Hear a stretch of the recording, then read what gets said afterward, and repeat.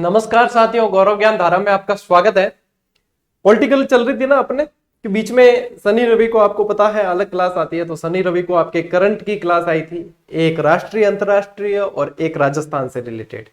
आज वापस आ गए हैं अपन बैक टू ट्रैक। अब इसमें साथियों ये है, आज राष्ट्रपति पढ़ रहे हैं अपन, पूरी प्रक्रिया सब कुछ पढ़ेंगे, ठीक है, सारे अनुच्छेद याद करेंगे, सब कुछ है।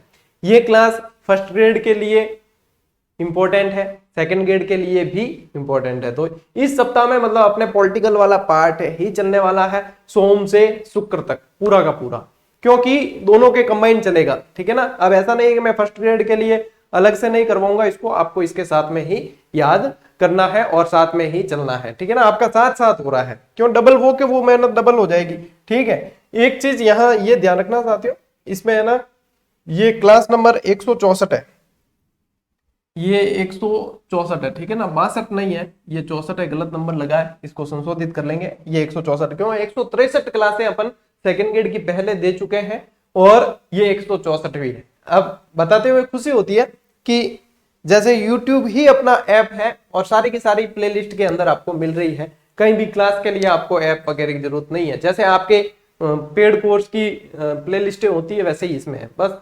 सबके नाम लिखे हुए प्ले लिस्ट पे देखनी आनी चाहिए, ठीक है ना। चलिए, एक इंपॉर्टेंट खबर जो इसलिए बार बार बताई जा रही है क्योंकि अक्सर होता है कि काफी सारी चीजें विद्यार्थियों को पता नहीं होती, और जब शुल्क बढ़ा दिया जाता है ना, उसके बाद विद्यार्थी कहते सर हमको पता ही नहीं था, आप हमें पहले बताते, हम टेलीग्राम से जुड़े हुए नहीं है, या बहुत सारे टेलीग्राम से जुड़े हुए होते हैं तो वो इस पर ध्यान नहीं दे पाते। साथियों, आप लोगों के लिए क्रांतिकारी, बिल्कुल मैं कह सकता हूं कि ऐसा प्रयास किसी ने नहीं किया है और पता नहीं भविष्य में कोई करेगा या नहीं। आप लोगों को जो 51 में आरबीएसई वाले फोल्डर के अंदर, यानी आरबीएसई बेस्ड थर्ड ग्रेड की जो टेस्ट सीरीज दी थी 51 वाली, उन्हीं के अंदर अब ये अलग से पार्ट लॉन्च ना करके इसके टॉपिक जो है, इसके टेस्ट इसी के अंदर जोड़ दिए जाएंगे, यानी कि आपको इसके अलावा और कुछ भी पे करने की जरूरत नहीं है। आपने ले ली है तो भी इसमें जुड़ेंगे, और आप लेने वाले हैं तो भी आपको इसके अंदर ही ये मिलेगी। और राजस्थान की पॉलिटिकल से रिलेटेड टेस्ट सीरीज वो भी इनमें ही जुड़ने वाली है, यानी कि इन सब के लिए आपको अलग कुछ भी पे नहीं करना है, सिर्फ अभ्यास करते जाओ आप तो, और ये 15-20 दिन बाद में लगभग जुड़ने शुरू हो जाएंगे, ठीक है ना। तब तक हमारी टीम के पास में थोड़ा वर्कलोड कम हो जाएगा और मेरे पास भी कम हो जाएगा, तो पूरी तरीके से इस पे ही काम करेंगे फिर, ठीक है साथियों। तो ये सूचना आप लोगों को दे दी है ताकि फिर बाद में आप मुझे नहीं कहो सर हमें नहीं बताया था या जो भी है, ठीक है। तो आपको जैसे उचित लगता है बेस्ट प्रैक्टिस इससे होगी, ये निश्चित है, ठीक है ना। चलिए अब चलते हैं साथियों अपन अपनी क्लास पर। आ गए अपन, ठीक है। अब याद करने के लिए आप तैयार हो जाओ, ठीक है। बीच में अपन कोई भी अदर बात करने वाले नहीं है, क्योंकि ये क्लास वैसे भी बहुत इंपॉर्टेंट है और ध्यान देने योग्य है। एक बार पढ़ लिया तो बार बार की झंझट आपके खत्म हो जाने वाली है। आज पढ़ने जा रहे हैं अपन राष्ट्रपति। तो राष्ट्रपति यदि देखा जाए साथियों कि संविधान के अंदर यदि अपन देखें साथियों, तो सरकार के वैसे कितने अंग माने गए हैं, या तो अंग कह दो या फिर आप कह दो स्तंभ, ठीक है ना, या फिर क्या कह दो स्तंभ। के सरकार के कितने 3 स्तंभ है, एक तो कार्यपालिका, एक व्यवस्थापिका और एक न्यायपालिका, ठीक है। कार्यपालिका, व्यवस्थापिका या विधायिका कह सकते हो, या और न्यायपालिका, और चतुर्थ स्तंभ कौन सा है, मीडिया, ठीक है ना। ये 4 स्तंभ कहे जाते हैं, 3 तो ये है और चतुर्थ माना जाता है मीडिया को। तो यहां पे ये है साथियों कि आपकी कार्यपालिका का जो वर्णन है वो आ जाता है अनुच्छेद 52 से लगाकर 78 तक में। राष्ट्रपति आपके इसी के अंदर आते हैं, मंत्री परिषद, संसदीय जो प्रणाली है वो इसके अंदर आ जाती है, मंत्री परिषद वगैरह सारे के सारे। और 79 से लगाकर 123 तक जो है साथियों आपके व्यवस्थापिका या विधायिका है, यानी कि संसद के जो 2 सदन है, लोकसभा राज्यसभा, वो पूरी की पूरी प्रक्रिया इनके अंदर आ जाएगी। और न्यायपालिका, ठीक है ना, इसमें आपके सुप्रीम कोर्ट और उससे संबंधित सारे के सारे, उच्चतम न्यायालय और उससे संबंधित सारे के सारे प्रावधान इसके अंदर आ जाते हैं, ठीक है ना। अब ये कार्य क्या क्या करते हैं, देखो सबसे पहले अपन विधायिका या व्यवस्थापिका को पढ़ते हैं। विधायिका कार्य करती है विधि बनाने का, ठीक है ना। विधायिका कह दूं या व्यवस्थापिका कह दूं एक ही बात है। विधायिका विधि बनाने का यानी कानून बनाने का, निर्माण का कार्य करती है, वो आपके व्यवस्थापिका करती है, ठीक है ना। अब व्यवस्थापिका में कौन है आपके 79 से 123 राज्यसभा लोकसभा दोनों सदन आ गए, ठीक है ना। अब जो कानून बना है उस कानून को कार्यपालिका क्या करेगी, उसके अनुसार काम करेगी। ठीक है ना। अब कार्यपालिका आज अपन पढ़ने जा रहे हैं, राष्ट्रपति तो कार्यपालिका का हिस्सा है वैसे, तो कानून के अनुसार कार्य करना, ठीक है ना, ये तो बनाने का काम है, फिर लागू करना, उसके अनुसार कार्य करना, वो किसका काम है, कार्य। ठीक है ना, नाम भी क्या है, कार्यपालिका, यानी इसके अनुसार कार्य करना, इसके अनुसार शासन करना, ये इनका काम है। ठीक है। न्यायपालिका क्या करेगी, न्याय से सीधा ही आ रहा है कि इसकी न्यायिक रक्षा करना और समीक्षा करना। तो ये इन शॉर्ट आपको ध्यान रखना है, ये हमेशा के लिए आपके काम आने वाली चीज है, और सामान्य समझ के आधार पर जो प्रश्न बनते हैं वो इस पे बनते हैं। ठीक है ना। तो ये सारी चीज, एक एक चीज आपके लिए इंपॉर्टेंट है, बिल्कुल अच्छे से समझ लेना। और यूं है कि आपको मतलब पेड कोर्स की आवश्यकता महसूस नहीं होगी, मैं वो चीज आप लोगों के लिए करना चाहता हूं, और वो ही यहाँ पे आपको अब समझ में भी आ रहा लगा है धीरे धीरे, क्योंकि अब 2 लाख से अधिक विद्यार्थी पढ़ रहे हैं, तो समझ में आ रहा है, और मेरी कोशिश भी यही है। ठीक है ना। तो आपके जो अन्य साथी जो विद्यार्थी पढ़ना चाहते हैं, चाहे उन्होंने कोर्स ले रखा है कहीं भी पेड कोर्स, लेकिन उन्हें एक बार सजेस्ट जरूर करें कि एक बार जो है आपकी कहीं वहां पे कोई चीज छूटी हो तो यहां से कवर हो सकती है। ठीक है ना। अब देखो, अब एक चीज को समझना कि व्यवस्थापिका में मैंने क्या कहा, संसद यानी कि सदन, दोनों सदन आ गए संसद के। ठीक है। अब यहाँ पे संसद, वैसे संसद के 3 अंग होते हैं, समझना इसको, नहीं समझोगे तो डब्बे गोल हो जाएंगे। यहाँ पे देखना, व्यवस्थापिका के अंदर, अब आप कहोगे कि सर राष्ट्रपति तो आपने इसके अंदर लिया, लेकिन यहाँ पे बता रहे हो आप, यहाँ पे ये बता रहा हूं मैं कि संसद के 3 अंग होते हैं। ठीक है ना। संसद के 3 अंग होते हैं, एक राज्यसभा, दूसरा लोकसभा और तीसरा राष्ट्रपति। 3 अंग होते हैं, लेकिन सदन 2 ही होते हैं। सदन 2 होते हैं, एक तो उच्च सदन और एक निम्न सदन। उच्च सदन आपके राज्यसभा और निम्न सदन लोकसभा। ठीक है ना। सदन 2 ही होते हैं, संसद के 3 अंग होते हैं। सरकार के 3 अंग ये तीनों है, संसद के 3 अंग ये तीनों है। ठीक है। और सरकार के जो 3 अंग है उसमें राष्ट्रपति आपके कार्यपालिका के अंदर आता है। अब जैसे दोनों सदनों ने कोई कानून बनाया, अंतिम रूप से राष्ट्रपति के साइन हो गए और वो लागू हो गया, ये चीज है। बस ज्यादा लोड लेने की आवश्यकता नहीं है, जो मैं समझा रहा हूं वो समझते जाना, और इससे ज्यादा भले ही आप कितना ही दायरा बढ़ा दो, मैं जहां तक कोशिश कर रहा हूं कि आपके कंसेप्ट क्लियर हो जाएगा और प्रश्न जो है वो एग्जाम में अच्छे से सही हो जाएगा। ठीक है ना। मैं विद्वान बनाने के लिए आपको क्लास नहीं दूंगा, मैं एग्जाम ओरिएंटेड क्लास दूंगा, बस कि एग्जाम में प्रश्न है वो अपने व्यवस्थित होना चाहिए, और विद्यार्थियों को जो चीजें समझ में नहीं आती वो समझ में आ जाए, बस ये प्रयास मेरा रहेगा। अब देखो, अब आते हैं अपन राष्ट्रपति के ऊपर। ठीक है ना। देखो, कार्यपालिका, अब कार्यपालिका, अब बार बार जैसे ये शब्द आते हैं तो मुझे बताने की आवश्यकता नहीं है, अब आप समझ जाओगे। ठीक है ना। थोड़े दिमाग के न्यूरॉन्स एक्टिव रखना। कार्यपालिका का नाम मात्र का प्रधान ये कौन होता है, राष्ट्रपति। अब ये आपको लगभग सभी को पता होगा, क्योंकि आप इस लेवल पे तैयारी कर रहे हो तो पता होता है। राष्ट्रपति नाम मात्र का ही है, सिर्फ साइन करेंगे राष्ट्रपति साहब, बाकी जो है सारे काम मंत्रिपरिषद संसदीय प्रणाली के अंतर्गत होता है। तो नाम मात्र जहां जहां आए वहां पे ध्यान रखना राष्ट्रपति। कार्यपालिका का वास्तविक प्रधान, तो वास्तविक प्रधान अपने प्रधानमंत्री। ठीक है ना। ये चीजें सामान्य है, ये आपको ध्यान रखनी जरूरी है। संवैधानिक प्रधान कहा जाता है, ये जो देखो, ये जो है ना, ये सब राष्ट्रपति के लिए है। ठीक है। यानी संवैधानिक प्रधान कहे तो वो भी राष्ट्रपति है। प्रथम नागरिक, भारत का प्रथम नागरिक कहा जाता है राष्ट्रपति को ही। ठीक है। और सर्वोच्च सेनापति, तीनों सेनाओं का सर्वोच्च सेनापति जो है वो भी आपके राष्ट्रपति है, और वर्तमान में राष्ट्रपति द्रौपदी मुर्मू जी है। ठीक है ना। अब देखो, राष्ट्रपति की संवैधानिक स्थिति जो है साथियों, वो ब्रिटेन के राष्ट्राध्यक्ष के बराबर है। ठीक है ना। ये पूछ लेते हैं कि वो किसके समान है, तो ब्रिटेन के राष्ट्राध्यक्ष के बराबर है। हालांकि ये चीजें सामान्य थी जो आप लोग नॉर्मली याद कर लेते हैं। अब जो आ रही है वो है कि सर याद तो यही नहीं होते, हाल थे जो भी गागत गाई है, बात माने यूं भी याद हो गया, आखिर में याद तो थे, ए चीजा कराओ जन माना कि ए चीजा सर थे, याद कराइए। चलिए ये याद करवाने की कोशिश करते हैं। आपको मैं याद करवाने की कोशिश कर रहा हूं 52 से लगाकर 61 तक। ठीक है। 52 से 61 तक याद करोगे, आपके राष्ट्रपति आधा याद हो गया। आधे से ऊपर ये है ना, इतनी चीज याद कर ली, आधे से ऊपर याद हो गया आपको, ये समझो। ठीक है। पीछे कुछ भी ज्यादा बचता नहीं है। 52 से लगाकर 61 तक। ठीक है। 52 से शुरू करना है राष्ट्रपति। ठीक है। ये ध्यान रखना कि 52 के अंदर राष्ट्रपति है, एक तो चीज ये ध्यान में रखनी है। ठीक है। और फिर 62 के अंदर जो होगा राष्ट्रपति की रिक्ति से संबंधित है कि भाई रिक्त होगा तो उसको 6 महीने के अंदर भरना जरूरी है वगैरह। कोई सामान्य है, मतलब लोड लेने का काम ही कौन है, तो मोबाइल साइड में रख दो, वीडियो चला दो और बढ़िया आराम से देख लोगे तो आपके दिमाग में छप जाएगा। अनुच्छेद 52, ठीक है ना, 52 के अंदर भारत का राष्ट्रपति होगा, ये चीज उल्लेखित है, ठीक है ना भाई, कह दिया कि भारत का राष्ट्रपति होगा। अब मैं आपको समझाने के लिए एक दूसरे ट्रैक पर लेके जाता हूं कि भाई ये कह दिया कि एक दूल्हा होगा, ठीक है, एक दूल्हा होगा, ये कह दिया। 52 के अंदर एक यूं राष्ट्रपति है, एक याद करने के लिए अपन समझते हैं कि एक दूल्हा होगा, ठीक है।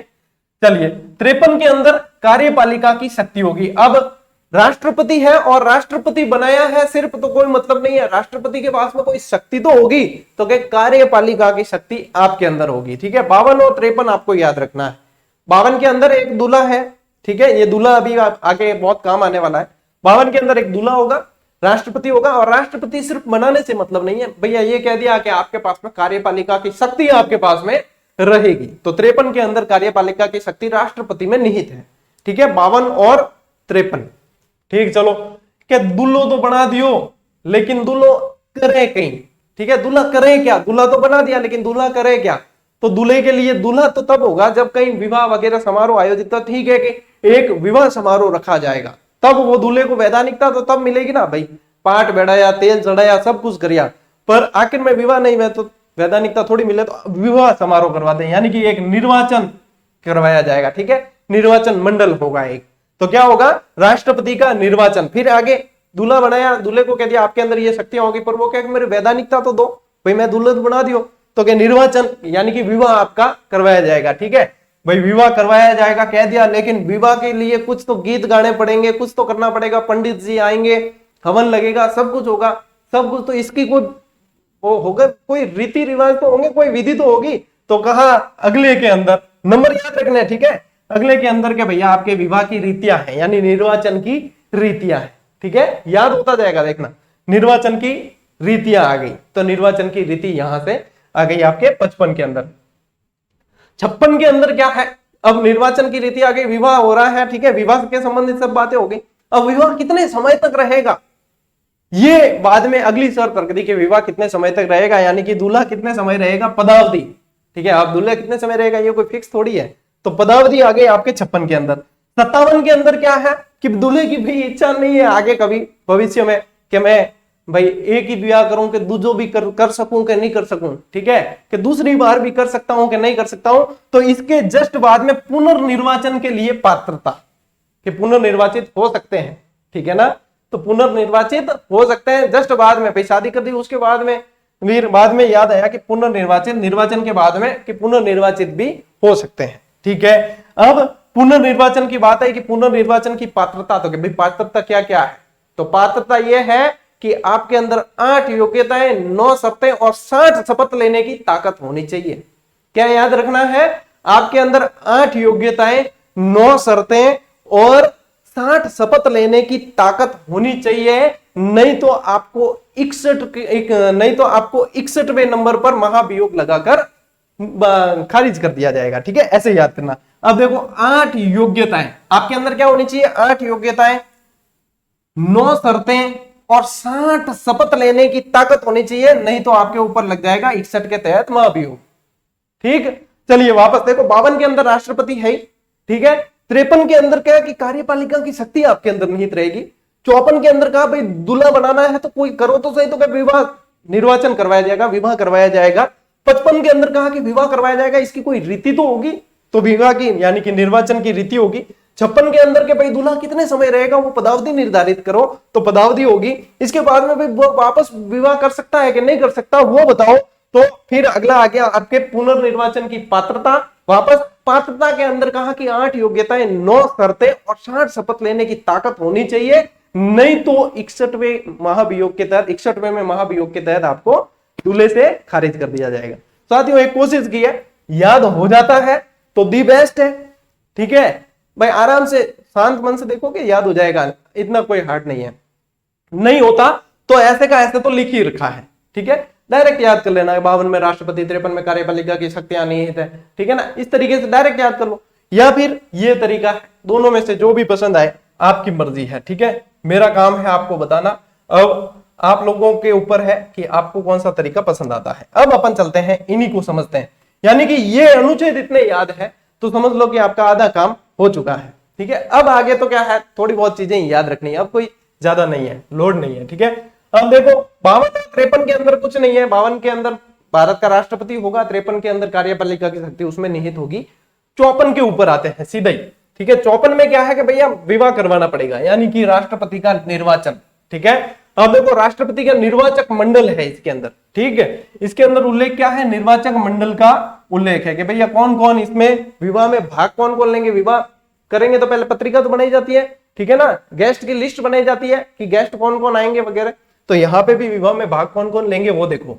तो निर्वाचक मंडल का जो प्रावधान है साथियों आयरलैंड से लिया गया है। यदि आपको याद हो तो एक ट्रिक लिखवाई थी, आनी रानी राष्ट्र के 12 आदमी, ठीक है। आनी रानी राष्ट्र के या राष्ट्र के 12 आदमी, ऐसे करके एक ट्रिक लिखवाई थी। और उसमें आपके था कि आयरलैंड से राष्ट्रपति का निर्वाचक मंडल लिया गया है, ठीक है ना। रानी, आनी यानी कि आयरलैंड से नीति निदेशक तत्व, और रानी यानी राष्ट्रपति का निर्वाचक मंडल लिया गया था, ये बताया था, ठीक है। वापस याद दिला रहा हूं थोड़ा सा। तो यहाँ पे ये तो ध्यान है कि अब निर्वाचक मंडल जो है वो आयरलैंड से लिया गया है, ठीक है। अब देखो संसद के निर्वाचित सदस्य, अब भाग कौन कौन लेते हैं भाई, गेस्ट की लिस्ट बन रही है, गेस्ट कौन कौन शामिल होंगे। संसद के निर्वाचित सदस्य, अब जहां पे संसद नाम आ जाता है ना, वहां पे आपको याद रखना है कि राज्यसभा और लोकसभा दोनों। संसद के अंदर तो है ना ये है, संसद के 3 अंग है, तीसरा राष्ट्रपति है, लेकिन सदन पूछेंगे तो 2 ही है, राज्यसभा और लोकसभा।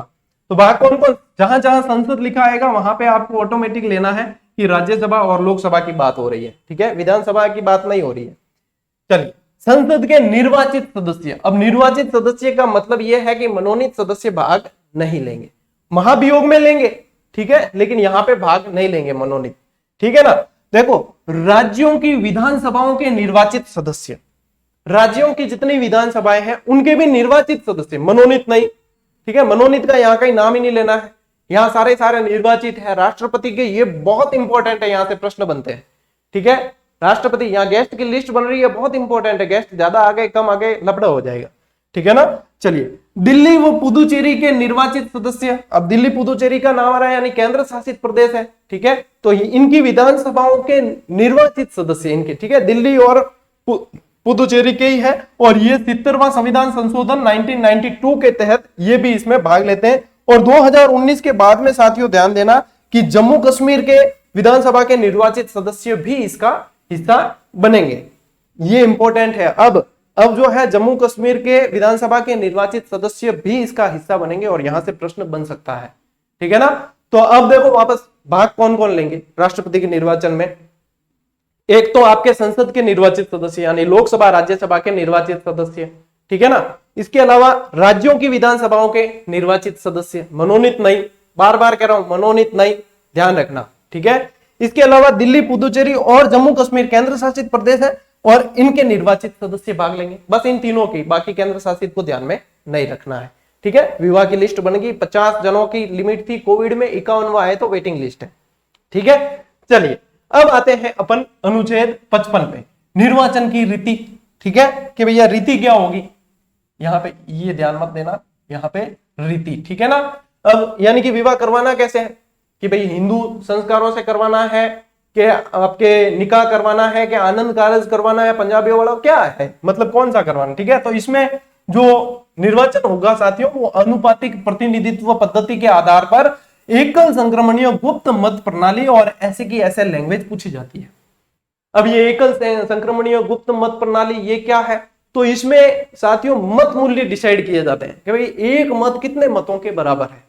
भाई आपका प्रतिनिधित्व करने आपके विधायक साहब गए हैं, अब वो विधायक कितने लोगों का प्रतिनिधित्व कर रहे हैं, सामान्य भाषा में बात ये होती है, ठीक है ना। अब आपको सूत्र तो यूं है कि मैं भी बता रहा हूं, लेकिन सूत्र ज्यादा समझने की आवश्यकता नहीं है, डायरेक्ट या तो पूछेंगे, मैं आपको सीधी सी सट बता रहा हूं। यानी कि मत मूल्य, विधायक का मत मूल्य पूछा जाए ना तो साथियों क्या है, राज्य की कुल जनसंख्या बटे, और राज्य की कुल जनसंख्या बटे आपके कुल निर्वाचित विधायक। इंटू 1/1000 ये सूत्र है। इस तरीके से मत मूल्य निकलता है, ठीक है। और जनसंख्या का आधार 1971 रहेगा, ठीक है। 2026 तक के चुनाव में 1971 ही रहने वाला है, तो 1971 की जनसंख्या के आधार पे, ठीक है ना, आधार वर्ष वो माना गया है। ऐसे कैसे आपको सांसद का भी एक सूत्र होता है, लेकिन वो ज्यादा पूछे नहीं जाते, इसलिए मैं इस क्लास में शामिल नहीं कर रहा हूं, क्योंकि आप लोग क्या है वैसे पढ़ने हो तो अपनी वन लाइनर में, अपनी गाइड में, या कोई भी पुस्तक जो आपके पास है सभी में मिल जाएगा। अपन यहाँ पे सीधी प्रक्रिया समझते हैं। मत मूल्य का मतलब क्या है कि राज्य की जनसंख्या का प्रतिनिधित्व करने जाने वाले विधायक कितनी जनसंख्या का प्रतिनिधित्व कर रहे हैं, वो चीज है। क्यों, अपन निर्वाचित करके भेजेंगे। अब विधानसभा के निर्वाचित सदस्य भाग लेने वाले, तो निर्वाचित सदस्य भाग लेंगे तो सीधी सी बात है कि वो अपना प्रतिनिधित्व करेंगे आगे, ठीक है ना। तो ये है साथियों। अब चलिए आगे अपन देखते हैं कि अब इसमें जो है साथियों, इसी के अंदर, ठीक है ना, कि कुल वैध मत काउंटिंग हुई, वैध मत कितने, कुल वैध मत जो है उसके 1/6 प्राप्त किए हैं, तब तक तो कोई बात नहीं, लेकिन 1/6 मत भी प्राप्त नहीं है तो आपकी जमानत होगी जब्त। कौन करेगा जब्त? आरबीआई, ठीक है, आपकी जमानत जब्त होगी। और जमानत राशि कितनी है? 15,000। जमानत राशि कितनी है? 15,000। लेकिन 1997 से पहले 2500 ही थी। 1997 से पहले 2500 जमानत राशि थी, और अनुमोदक और प्रस्तावकों की संख्या 50-50 है वर्तमान में, और 1997 से पहले 10-10 थी, ठीक है ना। लिखना चाहो तो लिख देना, ठीक है। 1997 से पहले, 1997 से पहले 10-10 थी, ठीक है। और जमानत राशि कितनी थी 1997 से पहले? 2500 थी, ठीक है ना। चलिए, आलसी हूं मैं वैसे, लेकिन आप लोगों के लिए आलस त्यागा है, लिख दिया है, ठीक है ना। चलिए, ये चीज हो गई। अब आते हैं अपन अनुच्छेद 56 पे। 56 पे क्या कहा कि पदावधि कितनी है? तो पदावधि साथियों, जब पद ग्रहण किया है तब से 5 वर्ष, 5 वर्ष के लिए राष्ट्रपति की पदावधि होती है, ठीक है। अब पुनः निर्वाचित हो सकते हैं, इसी के अंदर ये बताया है 56 के अंदर कि ये पुनः निर्वाचित हो सकते हैं, और कितनी बार हो सकते हैं इसके मामले में संविधान मौन है, यानी कि कहीं कुछ नहीं कहा हुआ, ठीक है ना। अब राजेंद्र प्रसाद जी 2 बार रहे हैं, ठीक है, और उनके अलावा कोई 2 बार नहीं रहे हैं, लेकिन 2 से ज्यादा बार अब कौन रह सकता है इसका कोई पता नहीं है, यानी कि इसके मामले में कोई कुछ नहीं कहा हुआ है। जैसे राष्ट्रपति बनने के लिए अधिकतम उम्र के बारे में कुछ भी नहीं है, ठीक है ना, न्यूनतम तो बता रखी है, तो ये चीज भी ध्यान रखनी है, ठीक है ना। लैंग्वेज समझ लोगे तो आपके आधे तो वैसे ही सही हो जाएंगे। अब देखो, इसी के अंदर 56 के अंदर ही ये बताया गया है कि राष्ट्रपति अपना त्याग पत्र जो है वो उपराष्ट्रपति को संबोधित करते हुए देता है, यानी कि यदि राष्ट्रपति को त्याग पत्र देना है तो वो किसको देगा? उपराष्ट्रपति को देगा। उपराष्ट्रपति इसकी सूचना तुरंत लेकर लोकसभा अध्यक्ष को देगा। ध्यान रखना, सूचना कौन देगा? राष्ट्रपति नहीं देगा। राष्ट्रपति का तो काम है त्याग पत्र दे दिया भाई, रिजिग्नेशन लेटर देना है, अपन को इस्तीफा देना है, तो अपन सबको थोड़ी सूचना देंगे। अपन ने तो इस्तीफा दे दिया, तुम्हारे देनी हो सूचना दो, नहीं तो कोई नहीं चलेगा, हमारे क्या गरज। तो राष्ट्रपति किसी को सूचना नहीं देगा। सूचना जो है इन्होंने तो उपराष्ट्रपति को दे दी, उपराष्ट्रपति जो है सूचना लोकसभा अध्यक्ष को देगा तुरंत, ठीक है, तुरंत, अत्यंत। चलिए, अनुच्छेद 57 के अंदर क्या है? 57 के अंदर साथियों, राष्ट्रपति पुनः निर्वाचित हो सकता है, लेकिन कितनी बार कि नहीं कोई ध्यान कौन है, मतलब संविधान इस बारे में मौन है कि बार कितनी बार हो सकता है वो पता नहीं है, ठीक है ना। यहाँ पे देखो, अनुच्छेद 56 में क्या है? पदावधि है, पदावधि आपको बता दिया, और पदावधि के अंदर भी ये चीज लिखी हुई थी कि पुनः निर्वाचित हो सकता है, और यहाँ पे भी वापस स्पष्ट स्पेशल बताया गया है, ठीक है ना। अनुच्छेद 58 पे आते हैं, और 58 मोस्ट इंपॉर्टेंट है, यानी कि आपके अंदर 8 योग्यता, 9 शर्तें और 60 शपथ, ये याद रखने का तरीका है भाई। इतने ये याद हो गए, मतलब मान लो कि इनमें से 4-5 भी अनुच्छेद याद हो जाते हैं तो 3-4 तो आप वो टर्मिनेट करने वाली पद्धति से भी सही कर दोगे। योग्यताएं हैं इसके अंदर, पहला प्रश्न बनेगा, योग्यता क्या होनी चाहिए? भारत का नागरिक होना चाहिए। अब देखो, नागरिक और व्यक्ति में अंतर है, पहले भी बताया है आपको, ठीक है, और अब भी बता रहा हूं। नागरिक का मतलब है सिर्फ भारत के और उसके पास में नागरिकता प्राप्त है। व्यक्ति का मतलब है भारत का नहीं, विदेशी भी हो सकता है, ठीक है ना। तो यहाँ पे क्या है, एक एक शब्द पॉलिटिकल में बहुत इंपॉर्टेंट होता है। तो यहाँ पे बात यह है साथियों कि वो भारत के नागरिक होना चाहिए, ठीक है ना। न्यूनतम आयु 35 वर्ष, अधिकतम की नहीं ठाकुर, मतलब अधिकतम कितनी भी हो सकती है, न्यूनतम आयु कितनी होनी चाहिए? 35 वर्ष। लोकसभा सदस्य निर्वाचित होने की योग्यता रखते हो, यानी कि इसके योग्य हो, ठीक है। लाभ के पद पर न हो। अब लाभ के पद पे जैसे कि अपने सरकार के अधीन काम करते हैं ना, जैसे नौकरी वेतन वगैरह आ रहा है, आपके सैलरी आ रही है अकाउंट में, अपन लाभ के पद पर है, यानी कि मैं हूं जैसे कि, ठीक है ना, हम लाभ की तो है राम जाने, ठीक है। राष्ट्रपति जी को वेतन है 5 लाख, अब है 50,000, ठीक है। हालांकि 50,000 भी खूब है, अपार तो खा संतुष्टि है, पर तो भी लाभ को पद, तो लाभ के पद पे ये जैसे कि मंत्री वगैरह, ये राष्ट्रपति और ये सब लाभ के पद पर नहीं माने जाते, अपन लाभ के पद पर है भैया, लाभ के पद पे। देखो पागल या दिवालिया न, ठीक है, पागल भी नहीं, पागल राष्ट्रपति थोड़ी बन सकता है, मानसिक रूप से अगर सही नहीं है स्थिति आपकी तो आप राष्ट्रपति थोड़ी बन सकते हो, और दिवालिया नहीं होना चाहिए, ठीक है। मारवाड़ में दिवालिया गाली रूप में लिया करे नाम, ठीक है। हम अटे क्लास में बोल भी सकूं, क्योंकि बताना जरूरी है, दिवालिया का मतलब ये है ना, ये गाली जो है माताओं बहनों की बहुत पसंदीदा गाली होती है, ठीक है ना। तो दिवालिया का मतलब ये होता है जिसने दिवाला निकाल दिया, यानी कि कोई भी व्यापारी है, चाहे कोई भी है, उद्योगपति है, चाहे कोई भी है, वो खुद को दिवालिया घोषित कर दे तो उसका कोई कुछ नहीं बिगाड़ सकता, पुलिस संरक्षण और मिलेगा, ठीक है ना। यानी कि उसके ऊपर लाखों करोड़ों रुपए का कर्जा है और दिवालिया घोषित कर दिया तो उसके पास में कोई कुछ लेने वाला नहीं है कि भाई इसका तो दिवाला निकल गया। अब दिवाला निकल गया यानी कि बस यदि घोषणा हो गई है बिल्कुल सही तरीके से लीगली, तो उसके बाद में तो उसके बाल भी का कौन वह कई जना है दिवालिया, तो ठीक है ना, दिवाला घोषित कर देते हैं भाई, उनके पास चुकाने नहीं क्या, दिवालिया घोषित होगा, ठीक है। तो दिवालिया नहीं होना चाहिए और पागल भी नहीं होना चाहिए, इन बातों को विशेष ध्यान रखना है, ठीक है। चलिए आगे बढ़ते हैं, यहां तक मेरे हिसाब से आपको समझ में भी आ गया होगा और आपके लोगों के लिए नोट्स भी बेहतरीन संकलित तैयार हो जाएंगे, ठीक है ना, कोई दिक्कत नहीं। और वन लाइनर है आपके पास में तो कोई और भी दिक्कत नहीं है, ये पढ़ने के बाद तो आपके हमारे 25 4 चांद लगने वाले हैं, कहीं कोई समस्या नहीं है। अब देखो 8 योग्यता 9 शर्तें, यानी कि 59 में क्या है, शर्तें हैं। शर्त क्या क्या है? संसद का सदस्य न हो, संसद का सदस्य यानी कि लोकसभा राज्यसभा का सदस्य न हो, और यदि है तो भाई है तो उसको मना थोड़ी कर सकते हैं, यदि है तो क्या होगा कि पद ग्रहण की तिथि से ही रिक्त माना जाएगा। कौन सा? इधर वाला संसद वाला, भाई राष्ट्रपति वाला नहीं, राष्ट्रपति का पद ग्रहण किया पीछे रिक्त माना जाएगा, ये प्रावधान है, ठीक है, ये शर्तों के अंदर आ जाता है। वेतन भत्ते जो है संघ की संचित निधि से, ठीक है, संघ की संचित निधि से भारित होंगे, यानी कि संघ की संचित निधि से देय होंगे, ठीक है, ये आ जाती है साथियों। इनमें मुख्य जो शर्तें हैं वो ध्यान में रखनी है आपको। और वेतन मैंने आपको बता ही दिया है कितना है, 5 लाख है मात्र,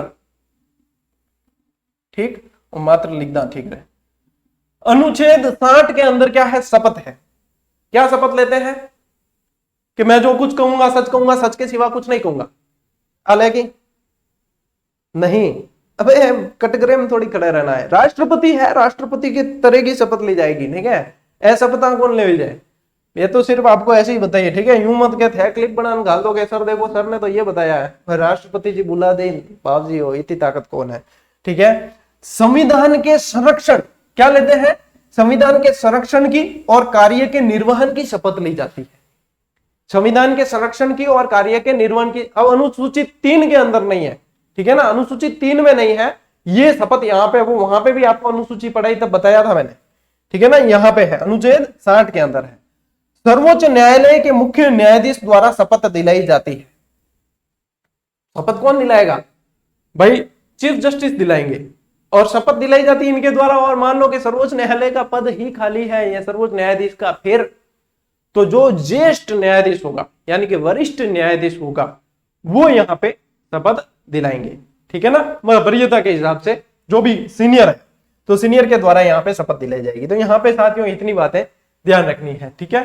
अब आते हैं अनुच्छेद 61 के ऊपर, यहां तक क्लियर हो गया। अनुच्छेद 61 में क्या है, महाभियोग। महाभियोग यानी कि निकालने की प्रक्रिया है, कि हटाने की प्रक्रिया है, कि महाभियोग लगाकर हटाया जाएगा। महाभियोग में क्या क्या होता है, कैसे होता है, उसको समझते हैं। महाभियोग कब कब लगाया जा सकता है, कि संविधान का उल्लंघन करने पर, कि संविधान के अंदर, संविधान से भी आप अपने आप को बड़े समझने लग जाओ, संविधान का उल्लंघन कर दिया तो महाभियोग लगा सकते हैं। सिद्ध कदाचार साबित होने पर, सिद्ध कदाचार के ऊपर लगाया जा सकता है, ठीक है।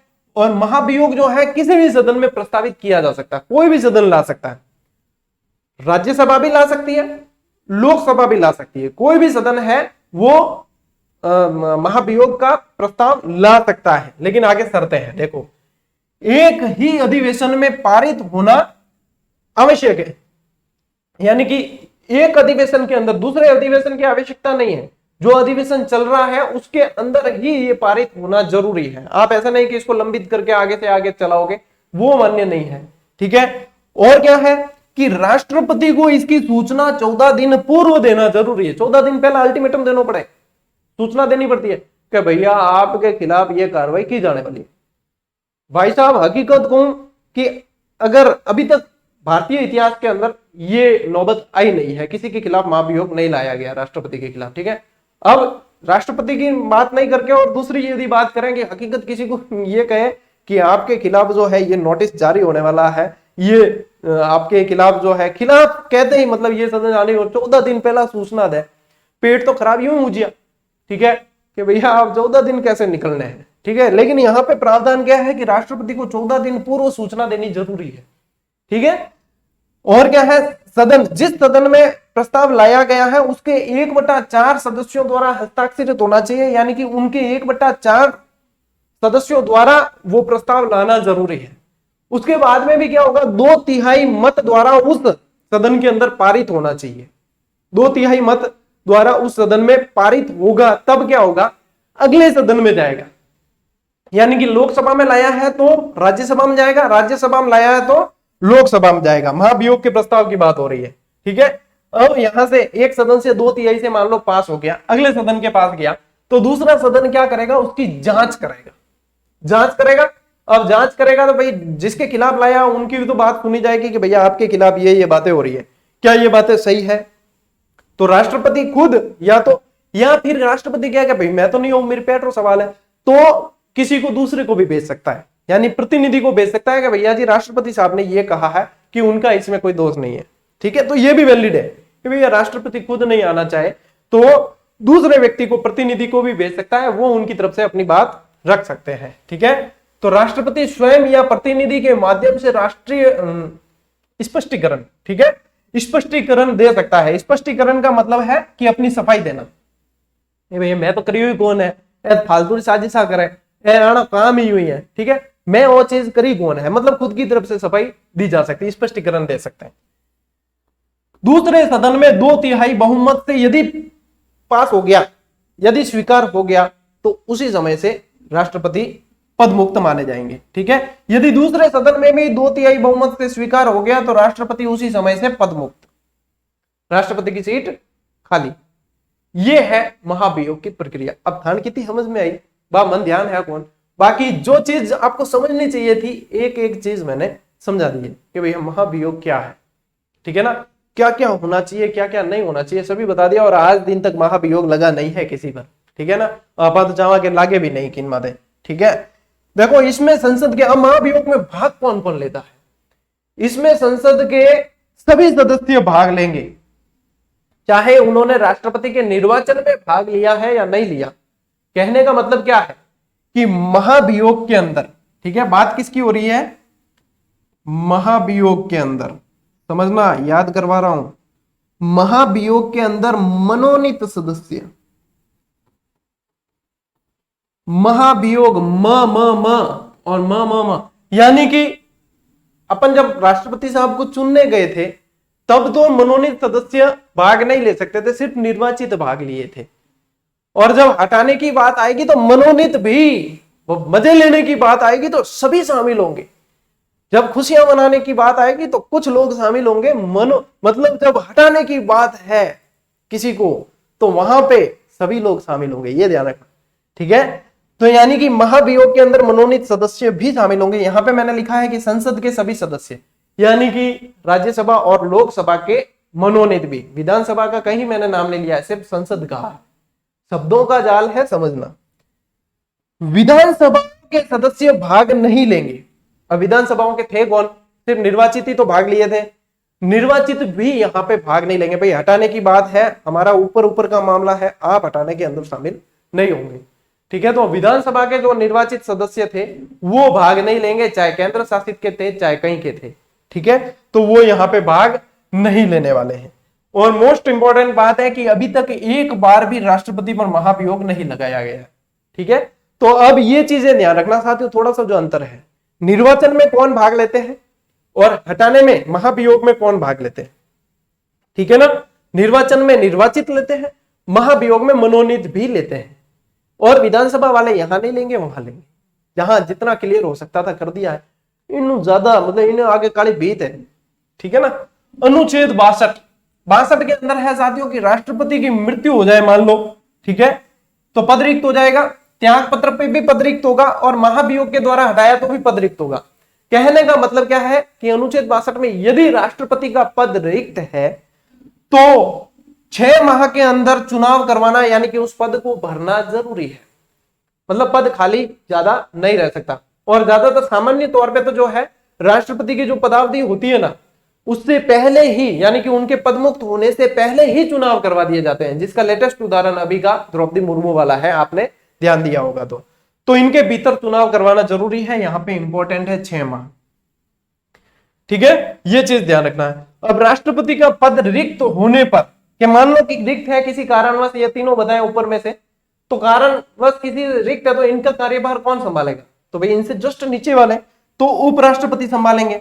भैया मान लो कि उपराष्ट्रपति का पद भी रिक्त है, तब संभालेंगे आपके मुख्य न्यायाधीश जो होंगे वो संभालेंगे। और ऐसी नौबत आई थी एक बार जब जाकिर हुसैन की मृत्यु हो गई थी और वीवी गिरी ने इस्तीफा दे दिया था, त्यागपत्र दे दिया था, दोनों पद रिक्त हो गए राष्ट्रपति उपराष्ट्रपति के। तब एम हिदायतुल्लाह ने यहाँ पे जिम्मेदारी संभाली थी और ये सिचुएशन एक बार हो चुकी है। ठीक है ना, मुख्य न्यायाधीश थे उस समय एम हिदायतुल्लाह। तो यहाँ पे ये सिचुएशन एक बार हो चुकी है, ये ध्यान रखना। मान लीजिए कि कभी बीच में ही पद रिक्त हो गया कि 2-3 साल में कोई ऐसी घटना हो गई और पद रिक्त हो गया और नए चुनाव करवाने पड़े और वापस से राष्ट्रपति चुनना पड़ रहा है अपन को, तो उसके बाद में उनकी पदावधि कितनी रहेगी। तो पदावधि मैंने बताई है आपको 5 वर्ष, यानी कि जब भी पद ग्रहण करेंगे तब से 5 वर्ष होगी, न कि शेष बचे हुए समय के लिए। भाई राष्ट्रपति है, कोई छोटो मोटो आदमी नियुक्त नहीं कर रहा हो, राष्ट्रपति है वो पूरे 5 साल के लिए ही निर्वाचित हो। ठीक है, ये इंपॉर्टेंट बातें हैं साथियों, ध्यान रखना इन चीजों का। ठीक है, और क्लास पूरी होगी आज तो मन ही ध्यान कौन पड़ियो। चलिए साथियों, आज जितनी मैं समझा सकता था, जितना एफर्ट डाल सकता था सभी डाला है। यदि एक बार में फिर भी समझ में नहीं, पॉलिटिकल है साथियों, हो सकता है समझ में नहीं भी आए, राजनीति है, मैंने कोशिश की है कि स्टेप बाय स्टेप आपकी सारी चीजें क्लियर की जाए, सारी चीजें दिमाग में बैठे, आपको धरातल से जोड़ के समझाया है, आपको स्थानीय उदाहरण देकर समझाया है। यहाँ पे इस क्लास का कोई भी अन्यथा न ले। मैं राष्ट्रपति जी का बहुत सम्मान करता हूं, मैं संविधान का बहुत सम्मान करता हूं, मैं सभी विद्यार्थियों का बहुत सम्मान करता हूं, मैं शिक्षा का बहुत सम्मान करता हूं, इसीलिए विद्यार्थियों को ये चीजें याद करवाना चाहता हूं। मेरे यहाँ पे राष्ट्रपति जी की तुलना कहीं भी दूल्हे को या उससे करने का कोई ऐसा कोई उद्देश्य नहीं है, सिर्फ और सिर्फ ये चीजें विद्यार्थियों को याद करवाने की दृष्टि से है। तो कोई भी इसको अन्यथा न ले, क्योंकि ये एक इनोवेशन है साथियों की चीजें याद कैसे की जाए। राष्ट्रपति अपने लिए प्रथम नागरिक है देश के, तो सम्मानीय है।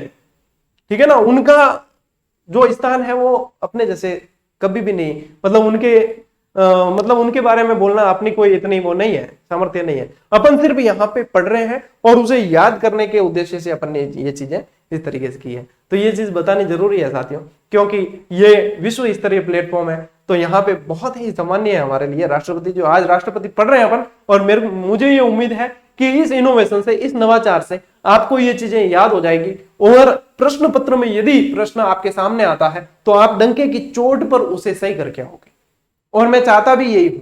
और एक एक चीज यहाँ पे जो क्लास के अंदर आपको दी जाती है वो सारी ऑथेंटिक बुक्स खंगालने के बाद में सब, तो वहां चिंता करने की आवश्यकता नहीं। यदि कोई गलती रहती है तो मैं खुद बता देता हूं कि भैया मेरे से ये मिस्टेक हुई है। इसीलिए टेलीग्राम पे आपको बार बार कहा जाता है जुड़ जाया करें, वहां पे आज तो बहुत सारी सूचनाएं साझा की है। ठीक है, चलिए साथियों, तो उम्मीद कर रहा हूं कि आप लोगों के लिए क्लासेस अच्छी चल रही होगी। मिलते हैं अगली क्लास में, अगले वीडियो में, तब तक के लिए राम राम, जय हिंद।